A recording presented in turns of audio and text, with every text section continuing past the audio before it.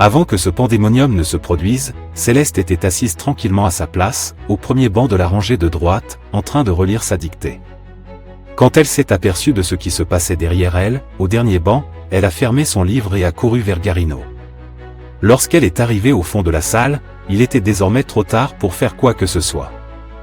Garino avait été encerclé par une douzaine de camarades de classe, il était donc pratiquement impossible de passer au milieu d'eux. Mais Céleste ne s'est pas laissée décourager. Sans y penser à deux fois, elle s'est jetée dans la mêlée en criant « Ne le touchez pas ». Laissez-le tranquille, tout en refoulant tous ceux qui lui barraient le chemin.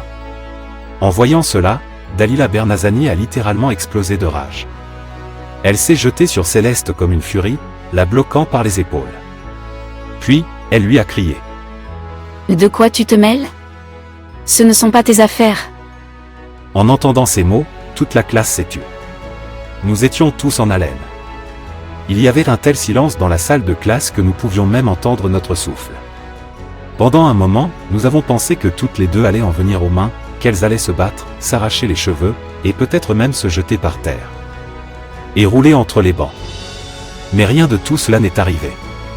Sans même sourciller, Céleste s'est tournée vers elle et, la fixant droit dans les yeux, lui a répondu. Si un membre de notre corps souffre, tous les membres souffrent avec lui.